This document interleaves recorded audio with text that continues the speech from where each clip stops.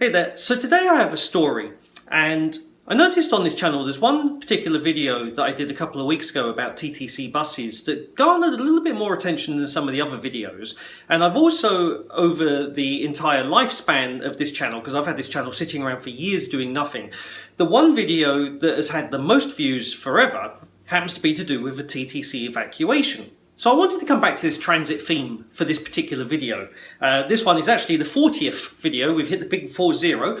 So the story is to do with just north of Toronto. There's a place called York Region, and they have their own transit system. So I'm pointing that way because that way's north. There is another transit region called York Region, and York Regional Transit is the authority there. They had this project a couple of years, well actually many years ago now, that I ended up being involved in, and there's an interesting story to be told here for many reasons, both technically as well as politically and everything else.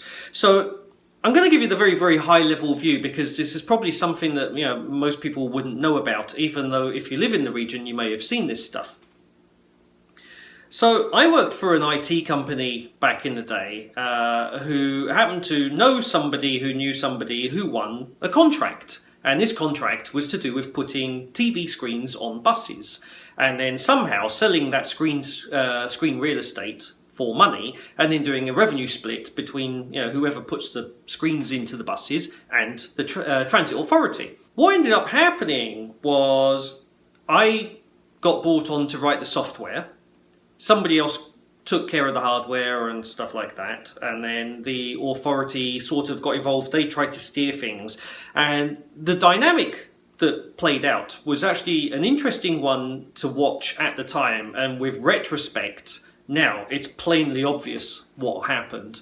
But at the time, when you're in the heat of the moment and you're part of the situation that's going on, it's difficult to look at what's going on objectively. It's only afterwards when you can remove yourself from the situation, and then it becomes really plainly obvious what happened. So we ended up putting these screens in, and the way this was done was inside the bus. And actually, I need to just back up here for a second. So some background. The buses themselves were made by a company out of the Netherlands called Van-Hool. And Van-Hool, they had two particular models. You had the A300 and the A330, which was an articulated bus.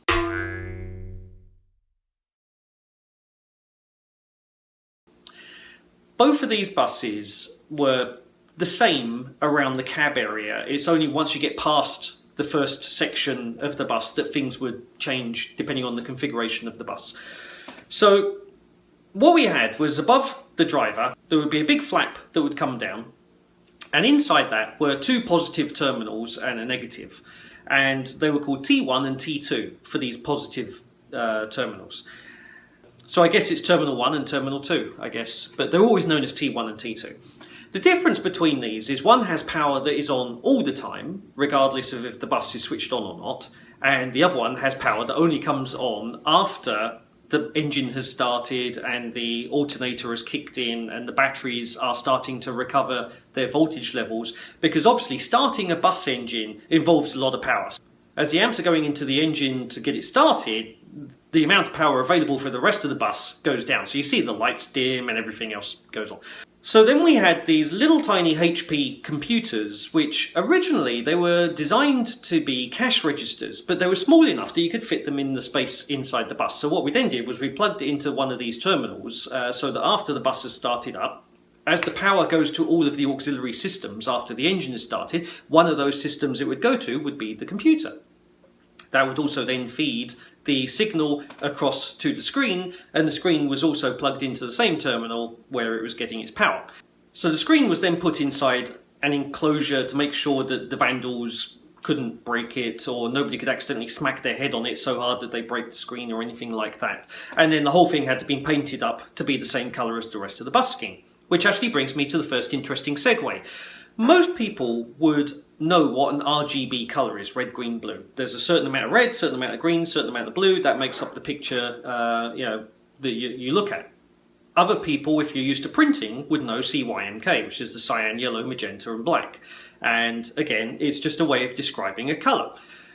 On the Van-Hool buses, we had RAL 9006, and this was a specific colour from the RAL colour space. Now, I'm not going to try to pronounce what RAL stood for, because A, I don't remember it, and B, even if it was written in front of me, I would not be able to pronounce it.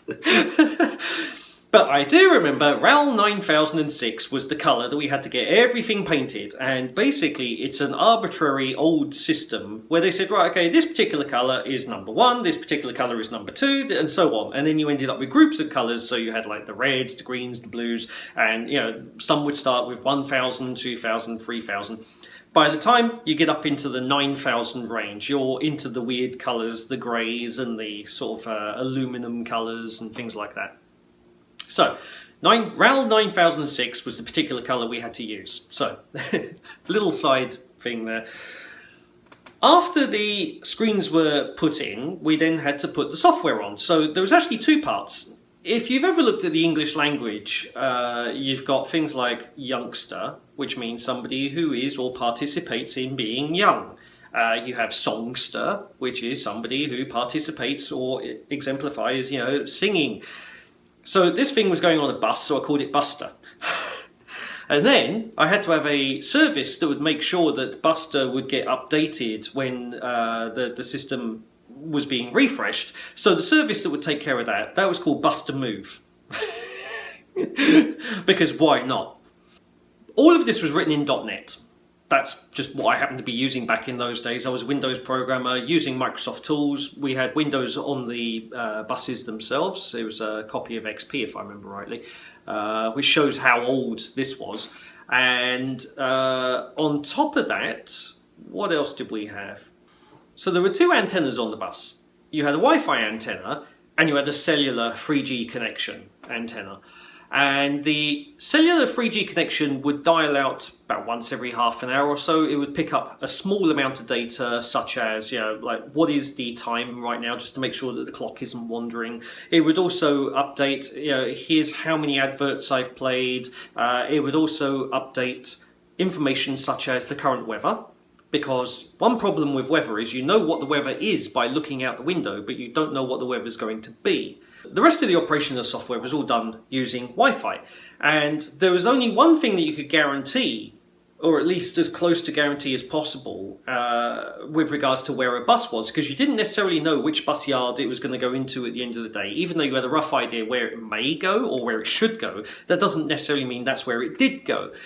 So, the Wi-Fi, we ended up putting antennas very, very near the bus wash. So you've got like a very, very big car wash. There's the, you know, the spinny things going round and round to clean the buses. And what would then happen was you had these buses, there would be one in the wash, there would be one just behind it outside the door, and then might be another one behind that and another one behind that. And so you had a rough idea that a bus was going to be there for approximately 10 minutes, waiting to go through the queue and then go through its wash cycle. So the minute that we saw a bus via Wi-Fi, we would then start communicating with it. So as it was being washed physically, the software was being washed digitally. And this was how we ended up refreshing the movies that were on the buses. So that way, the bus, once it left the depot, it could be off grid as far as we were concerned for 20 hours, absolutely no problem. So Bus to Move, as well as moving new versions of software if it had to do an upgrade, would also then later be the watchdog to make sure that the screen was still running. And it just basically sat there going like, are you still running yet? Are you still running yet? Are you still running yet? And if it did not get a response, it would just kill the process and restart it. So, it was fully self-functional. The system, for most people, would always be a blank screen, however. The reason that this came about was because there was internal arguing. So the management at York Region Transit, as well as knowing how to run buses, they thought that they knew how to run media systems. They suddenly thought they were media moguls and they started dictating how things were going to work. Naturally, this caused a lot of problems. The programmers and everybody else on the technology side weren't telling them how to run a bus yard. And on the odd occasion when you did need something done at the bus yard that they said was impossible, then pictures of the Queen always solved any problem that you had at the bus yard.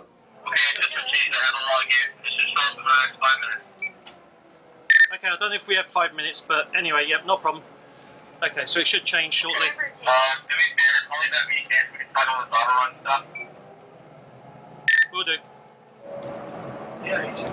And go back into the ES with the pipes. That the ventilation pipe is with the so you can actually know. Yeah.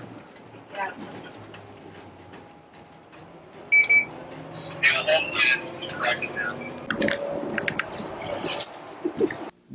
Where this ultimately ended up was, there was a lot of arguing, bickering and fighting between the people running the transit system and those who were trying to provide the solution.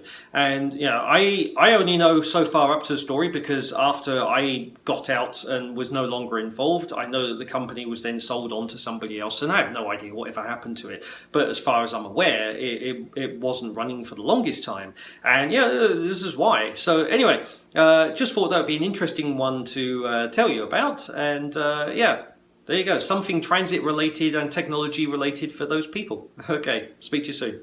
Bye.